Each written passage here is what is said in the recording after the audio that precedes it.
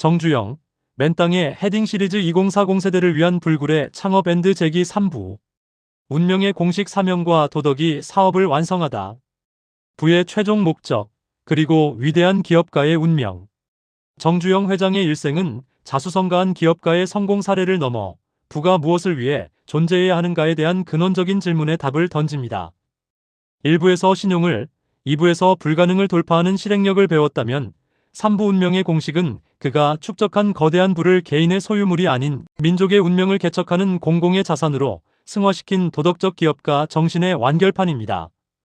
이 이야기는 돈을 버는 기술을 넘어 돈을 사용하는 도덕적 지혜와 시대적 사명을 고민하는 2040 세대에게 영속적인 가치를 창출하는 위대한 기업가의 궁극적인 운명 설계를 보여줄 것입니다. 정주영 회장은 청빈낙도의 철학으로 자신을 다스리고 소떼 방북으로 민족적 빚을 갚았으며 아산재단으로 사회에 희망을 심었습니다. 이것이 바로 시대를 초월하여 존경받는 기업가를 완성하는 운명의 공식입니다. 1. 청빈낙도의 철학. 부를 소유하지 않고 부를 다스린 절대적 자기 통제. 정주영 회장의 삶에서 가장 주목해야 할 역설은 세계적인 재벌 그룹의 총수였음에도 불구하고 평생을 가난한 농부의 정신으로 살았다는 사실입니다. 그의 청빈낙도 철학은 단순한 검소함이나 절약 차원을 넘어 거대한 자본을 휘두르는 리더가 물질적 욕망으로부터 완전히 자유로워지기 위한 고도의 정신적 방어 기제였습니다. 그는 돈이 많아질수록 인간은 나태해지고 판단력이 흐려진다고 믿었으며 자신을 가장 낮은 곳에 두어 사업의 본질과 국가적 목표에만 오롯이 집중할 수 있는 정신적 청결함을 유지했습니다. 낡은 양복과 다른 구두 리더십의 상징이 된 초라한 외관. 정주영 회장의 외모는 그의 트레이드마크였습니다. 낡아서 여러 번 기운 듯한 구겨진 양복과 밑창이 달아 너덜너덜해진 수선된 구두는 당시 다른 재벌 총수들의 화려한 외양과 극명하게 대비되었습니다. 그는 왜 자신의 외모에 신경 쓰는 시간을 단 1분도 허용하지 않았을까요? 이는 권위의 허상을 경계했기 때문입니다. 그는 최고급 옷이나 시계가 주는 외적인 권위는 리더십의 본질이 될 수 없다고 생각했습니다. 그에게 중요한 것은 거칠애가 아닌 현장에서 창출하는 실질적인 가치와 성과였습니다. 낡은 옷을 입는 것은 자신에게 낭비하지 말라는 끊임없는 경고였으며 동시에 현대그룹의 모든 임직원들에게 오직 일의 본질에만 집중하라는 무언의 명령이었습니다. 그의 낡은 옷차림은 리더가 자본의 풍요에 젖어 냉철함을 잃는 순간을 경계하게 만들었습니다. 사업의 리스크 앞에서 감정적이거나 사치스러운 결정 대신 가장 합리적이고 이성적인 판단을 내릴 수 있는 정신적 기초를 마련해 주었습니다. 그의 검소함은 외부에는 미덕으로 내부에는 긴장감으로 작용하여 현대그룹을 낭비 없는 초고속 성장 엔진으로 만들었습니다. 쌀뜨물과 신문지 뒷면, 극한의 자원 보존 철학. 정 회장의 낭비 절감 습관은 일상생활의 모든 영역에 걸쳐 광적일 만큼 철저했습니다. 아침에 마시고 남은 쌀뜨물을 버리지 않고 다시 끓여 마시는 습관은 단순한 절약 행위를 넘어 모든 자원을 최대한 활용하여 가치로 전환해야 한다는 기업가의 도덕적 책임을 반영합니다. 그는 자원이 곧 국가 경쟁력임을 누구보다 잘 알았습니다. 회의실에서도 그는 중요한 서류가 아닌 이상 신문지 뒷면이나 이미 사용한 종이를 활용하도록 지시했습니다. 종이 한 장을 아끼는 행위는 사소해 보일 수 있지만 이는 현대그룹의 모든 구성원들에게 낭비는 죄악이라는 정신적 DNA를 심는 강력한 교육이었습니다. 이러한 정신은 중동 건설 현장에서 극적으로 발휘되었습니다. 주베일 산업항 건설 당시 엄청난 양의 자재가 소모되는 상황에서도 정 회장은 버려진 짧은 철근 조각, 못 하나까지도 모두 수거하여 재활용하도록 지시했습니다. 그는 현장의 직원들에게 우리가 중동에서 가져가는 외화는 땀과 기술로 바꾼 소중한 자원이다.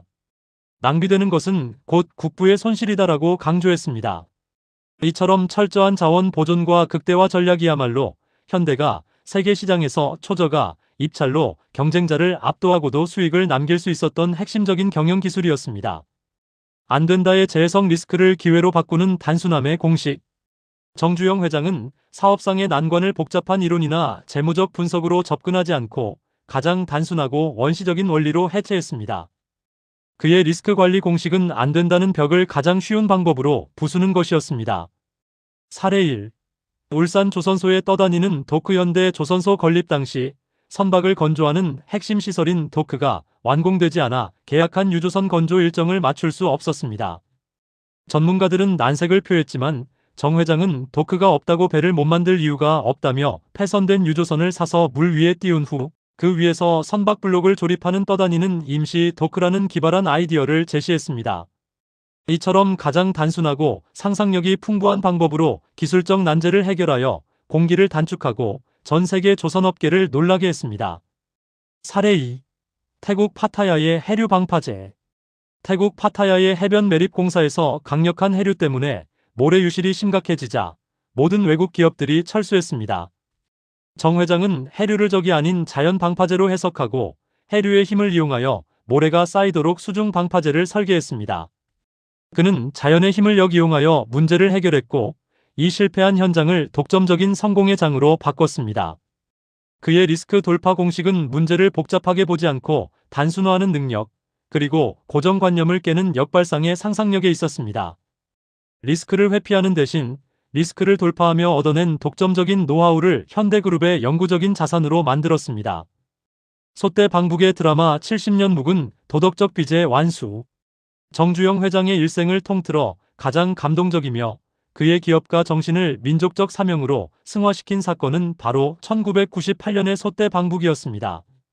이는 개인의 성공이 어떻게 역사적 운명과 연결될 수 있는지를 보여준 위대한 드라마입니다. 소년의 70원 빚 평생을 관통한 도덕적 원천. 정주영 회장의 고향인 강원도 통천에서 시작된 70원짜리 빚은 그의 모든 사업적 성공의 근원적인 도덕적 동력이었습니다. 19세 소년 정주영이 가난을 벗어나기 위해 집안의 유일한 재산이었던 소를 몰래 팔아 70원을 챙겨 상경했던 사건. 아버지는 아들을 매질하지 않았고 그저 침묵 속에서 아들의 책임감을 일깨웠습니다. 이 사건 이후 정 회장은 자신이 번 모든 돈을 아버지와 고향에 빚진 소값을 갚기 위한 공적인 자금으로 인식했습니다. 그는 개인의 부를 축적하는 것을 넘어서 민족과 고향에 대한 책임을 완수해야 한다는 강력한 숙명론을 품게 되었습니다. 분단이라는 비극으로 인해 고향에 갈 수 없게 되자 그의 개인적인 빚은 민족 화해라는 거대한 사명으로 확장되었습니다. 정치 논리를 초월한 인간적 명분의 승리. 1998년 83세의 정주영 회장은 이 70년 묵은 빚을 청산할 때가 왔음을 선언하며 소 1001마리를 트럭에 싣고 판문점 군사분계선 DMZ를 넘어 고향 통천으로 직접 가겠다는 계획을 발표했습니다. 당시 남북관계는 극도로 경색되어 있었고 군사적 긴장감이 최고조에 달했던 시기였습니다. 외교 전문가와 정치인들은 그의 계획이 실현 불가능한 정치적 도발이라며 회의적인 반응을 보였습니다. 그러나 정 회장은 정치적 논쟁을 완전히 우회했습니다. 그는 자신의 방북을 경제 협력이 아닌 가난하여 소를 팔고 도망쳤던 아들이 이제 성공하여 소 1001마리를 몰고 고향으로 돌아와 아버지와 고향 사람들에게 사죄한다는 지극히 개인적이면서도 인류 보편적인 도덕적 서사로 포장했습니다. 소를 팔아 도망쳤던 제가 이제 소를 몰고 고향에 돌아갑니다. 이 단순하고 강렬한 문장은 이념과 체제를 초월하여 북한 당국조차 거부하기 힘든 인간적인 설득력을 가졌습니다. 1001마리라는 숫자는 개인의 빚과 민족 화해의 염원천을 합친 도덕적 완결성을 상징했으며 그의 행동은 돈의 힘을 넘어선 사명감이 정치적 장벽을 무너뜨릴 수 있음을 증명했습니다. 역사적 순간의 완성. 금강산 관광으로 이어진 대장정. 1998년 6월 전 세계의 이목이 집중된 가운데 정주영 회장은 흰색 트럭을 타고 직접 소 501마리를 실은 트럭 행렬을 이끌고 DMZ를 관통했습니다. 이 장면은 단순한 기업가의 행보가 아닌 분단으로 고통받는 민족의 화해와 평화를 위한 역사적 행진이었습니다. 이 소떼 방북은 이후 금강산 관광 사업의 물꼬를 트며 남북 교류의 시대를 여는 결정적인 기폭제가 되었고 정주영 회장을 사업가라는 테두리를 넘어 민족의 화해를 이끈 역사적 영웅으로 그의 운명을 확고히 완성시켰습니다. 그는 기업의 부를 국가적 사명과 역사적 책임을 이행하는 데 사용한 위대한 사업가의 궁극적인 모델을 제시했습니다. 영속의 유산 아산재단을 통한 부의 사회적 목적론. 정주영 회장의 호 아산은 그의 고향인 강원도 통천의 아산마을에서 유래했습니다. 그의 모든 성공은 이 고향이라는 근원을 벗어날 수 없었으며 자신이 이룬 부를 어떻게 영속적인 가치로 남길 것인가에 대한 깊은 고민의 결과물이 바로 아산사회복지재단이었습니다. 아산재단의 탄생 가난과 질병의 악순환에 대한 구조적 해법. 정주영 회장은 1977년 자신의 사제를 출연하여 아산재단을 설립했습니다. 재단 설립의 목적은 단순히 불우이웃을 돕는 자선 행위가 아니라 가난해서 병들고 병 때문에 더 가난해지는 사회 구조적인 모순을 근본적으로 해결하는 구조적 사업이었습니다. 그에게 재단 운영은 기업가가 사회에 빚진 공금을 돌려주는 가장 책임감 있는 방법이었습니다. 그의 가장 큰 집념은 의료 불평등 해소였습니다. 그는 모든 국민이 수도권 대형 병원이 아닌 가까운 지역에서 최고 수준의 치료를 받을 수 있어야 한다고 믿었습니다. 이에 따라 아산재단은 수익성이 현저히 낮은 의료 소외 지역인 강릉, 정읍, 보성, 홍천, 영덕 등 전국 각지에 병원을 건립하는 지역 거점 의료 체계 구축 사업을 추진했습니다. 이는 일반적인 경영 논리로는 불가능한 오직 도덕적 사명과 복지 실현만을 목표로 한 사업이었습니다. 특히 서울 아산병원을 설립할 때는 돈 걱정 없이 세계에서 제일 좋은 치료를 받을 수 있는 병원을 만들라는 엄격한 지침을 내렸습니다. 서울 아산병원은 단순히 규모가 큰 병원을 넘어 정주영 회장이 평생을 통해 지키고자 했던 인간적 존엄성을 실현하는 그의 도덕적 유산의 정점이었습니다. 그는 부를 돈으로 남기는 대신 생명을 살리고 희망을 주는 영속적인 사회자본으로 완벽하게 승화시켰습니다. 교육과 인재 양성 지적 독립과 미래 기술을 향한 최우선 투자. 아산재단 외에도 정주영 회장이 울산대학교와 수많은 장학사업, 과학기술 연구 지원에 집중적으로 투자한 것 역시 같은 맥락입니다. 그는 자신의 사업 경험을 통해 기술 독립이야말로 국가가 생존하는 유일한 길임을 깨달았고 그 기술 독립은 결국 인재 양성을 통해서만 가능하다는 확고한 신념을 가졌습니다. 그의 교육에 대한 지원은 단순한 학비 지원을 넘어 자신이 겪었던 기술적 빈곤과 종속을 후배들은 겪지 않도록 최고 수준의 지식과 기술을 습득할 환경을 제공하려는 열망이었습니다. 그는 나라의 미래는 결국 사람, 즉 인재에게 달려있다고 강조하며 자신이 쌓은 부를 영속적인 지적 토대와 도전 기회를 제공하는 데 아낌없이 투자했습니다. 이로써 정주영 회장의 부는 소멸하는 개인 자산이 아니라 미래 세대가 더 큰 도약을 할 수 있는 발판으로 계승되었습니다. 기업가 정신의 본질 불가능을 대하는 정주영의 5가지 태도. 정주영 회장의 운명의 공식은 불가능해 보이는 난관을 돌파할 때 발동되었습니다. 이는 그의 개인적 습관과 경험에서 우러나온 기업가 정신의 본질적인 태도입니다. 왜 안 되는가? 가 아닌 어떻게 되는가? 의 질문. 정 회장은 문제가 발생했을 때 직원들이 안 되는 이유 100가지를 보고하는 것을 가장 싫어했습니다. 그는 보고를 중단시키고 그래서 어떻게 하면 되겠나? 되는 방법을 찾아와 라고 단호하게 지시했습니다. 이러한 태도는 문제의 초점을 회피와 분석에서 해결과 실행으로 즉시 전환시킵니다. 그는 문제의 원인 분석에 시간을 쓰는 대신 해결책 모색에 모든 에너지를 집중하는 극단적인 해결 지향성을 보여주었습니다. 이는 현대그룹이 항상 경쟁자들보다 한 발 앞서 나갈 수 있었던 속도와 효율의 비결이었습니다. 인간적 신용의 극대화 말 한마디의 무게. 정주영 회장에게 신용은 단순한 계약 준수가 아니라 생명을 건 도박이자 사업의 전부였습니다. 울산 조선소 건립 초기 영국 바클레이즈 은행에서 차관을 얻을 때 그는 조선소를 짓기 전에 유조선 수주 계약서와 백사장 사진만을 들고 가서 이 백사장에 반드시 세계적인 조선소를 짓겠다고 설득했습니다. 바클레이즈 은행의 회장은 기술적인 가능성 대신 정주영이라는 인간의 불굴의 의지와 신용만을 믿고 수백억 달러의 차관을 승인했습니다.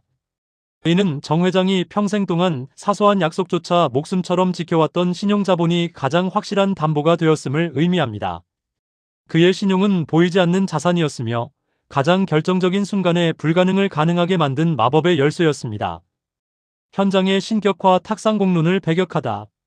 정주영 회장은 현장을 사업의 진리가 담겨있는 가장 신성한 장소로 여겼습니다. 그는 사무실에서 서류만 들여다보는 임원들을 몹시 경계했으며 문제가 발생하면 직접 현장으로 달려가 맨발로 흙을 밟고 문제의 본질을 파악하려 했습니다. 중동 건설 현장이나 고속도로 공사장에서 그는 일반 작업복 차림으로 며칠씩 지내며 직원들과 똑같이 땀 흘리며 일했습니다. 이러한 현장 중심주의는 그에게 책상에서는 알 수 없는 원시적이고 실질적인 해결책을 찾아내는 통찰력을 주었습니다. 그의 해봤어? 라는 질문은 탁상 공론에 빠져 현실과 괴리된 보고서를 작성하는 이들에게 던지는 가장 강력한 경고였습니다. 현장이야말로 모든 문제의 답이 숨겨진 곳이라는 그의 믿음은 현대그룹을 실행력과 현실 감각이 극대화된 조직으로 만들었습니다. 낙관주의의 힘, 정신적 긍정 에너지의 전파. 정 회장의 삶은 낙관주의라는 강력한 정신 에너지로 가득 차 있었습니다. 그는 나는 어떤 난관이 닥쳐도 이겨낼 수 있다는 자신감을 가졌다고 공언했습니다. 이 자신감은 단순히 긍정적인 생각에 머무르지 않고 직원들에게 전파되어 불가능을 가능케 하는 집단적 에너지로 작용했습니다. 서산 간척지 공사 당시 6.4km에 이르는 물막이 공사가 거센 조류로 인해 번번이 실패했을 때 모든 직원이 절망에 빠졌습니다. 이때 정 회장은 폐유조선을 이용하여 물살을 막아보자는 기발하고 낙관적인 아이디어를 제시했습니다. 이 성공 사례는 낙관주의가 단순한 희망이 아니라 창의적인 해결책을 낳는 강력한 정신적 기술임을 증명했습니다. 그는 운명은 스스로 개척하는 것이며 인간은 마음먹은 대로 안 되는 일이 없다는 확고한 믿음으로 자신뿐만 아니라 그룹 전체의 운명을 설계했습니다. 민족적 대의 이윤을 넘어선 국가적 사명의 부여. 정주영 회장의 모든 사업 결정의 최종 검토 기준은 이윤이 아닌 국가와 민족에 얼마나 이바지할 수 있는가였습니다. 경부고속도로 건설, 중동 건설 진출, 조선소 건립 등 그의 모든 거대한 사업은 대한민국을 세계적인 경제대국으로 만들겠다는 민족적 사명에 뿌리를 두고 있었습니다. 이러한 이윤을 초월한 대의는 직원들에게 단순한 노동을 넘어선 숭고한 책임감을 부여했습니다. 그들은 단순한 월급쟁이가 아니라 조국 근대화의 역군이라는 자부심을 가질 수 있었습니다. 이 강력한 집단적 사명감이야말로 극한의 어려움 속에서도 현대그룹이 단결하여 불가능을 돌파할 수 있었던 가장 강력한 비결이었습니다. 그의 운명의 공식은 개인의 성공을 민족의 역사와 일치시키는 리더십에서 완성되었습니다. 에필로그 2040 세대, 당신의 운명을 설계하라. 정주영 회장의 운명의 공식은 거대한 서사를 통해 2040 세대가 자신의 삶과 사업에 적용해야 할 궁극적인 리더십 원칙을 제시합니다. 그의 인생은 끊임없이 사명감, 실행력, 그리고 도덕적 책임이라는 세 기둥 위에서 추진되었습니다. 당신의 시대를 이끄는 세 가지 공식. 공식 1. 행동은 운명을 바꾼다. 실행 완벽주의를 습득하라. 당신의 운명을 바꾸는 것은 거창한 계획이 아니라 바로 지금 당신이 하는 불완전한 행동입니다. 완벽함을 핑계로 미루지 마십시오. 일단 해보고 그 결과로 배우고 즉시 수정하십시오. 당신의 운명은 당신이 행동하기 전까지는 절대 움직이지 않습니다. 공식 인한관을 단순화하고 고정관념을 파괴하라. 역발상의 상상력을 훈련하라. 복잡한 문제일수록 가장 단순하고 원시적인 원리로 해체하십시오. 남들이 안 된다고 하는 이유 100가지를 듣지 말고 가장 바보 같아 보이지만 가장 직접적인 방법으로 문제를 해결하십시오. 정 회장이 흙과 패선을 이용했듯이 당신도 주변의 단순한 자원을 활용하여 난관을 돌파하는 창의적인 시각을 가져야 합니다. 공식 3이윤을 넘어선 민족적 사명을 좇아라. 도덕적 책임을 완수하라. 당신의 일에 이윤을 초월하는 거대한 대의를 부여하십시오. 당신이 번 돈은 잠시 사회로부터 맡아둔 공금임을 잊지 마십시오. 당신의 사업이 세상을 더 나은 곳으로 만드는데 어떻게 기여할 것인가를 고민하십시오. 이 도덕적 사명이야말로 당신이 가장 힘들 때도 포기하지 않고 버틸 수 있는 궁극적인 동력이자 당신의 성공을 영속적인 존경으로 이끌어줄 운명의 최종 완성 공식입니다. 마지막 메시지. 당신의 솥대를 몰고 고향으로 돌아가라. 정주영 회장은 70원짜리 빚을 갚기 위해 1001마리의 솥대를 몰고 고향으로 돌아가 자신의 운명을 민족의 역사와 하나로 엮었습니다. 이제 당신의 차례입니다. 당신의 삶에는 어떤 도덕적 부채가 있습니까? 당신이 반드시 이뤄내야 할 이윤을 넘어선 시대적 사명은 무엇입니까? 정주영 회장의 일대기를 통해 얻은 통찰을 바탕으로 당신의 운명을 스스로 결정하고 설계하는 운명의 설계자가 되십시오. 이봐, 해봤어? 이 질문에 네, 해봤습니다. 그리고 제가 바라는 운명으로 세상을 변화시킬 것입니다. 라고 당당하게 대답하며 당신의 시대를 힘차게 개척할 준비를 하십시오. 정주영, 맨땅의 헤딩 시리즈의 대장정을 마무리하며 이 이야기가 당신의 인생의 가장 강력하고 영속적인 추진력을 선사하기를 기원합니다. 끝까지 청취해주셔서 감사합니다.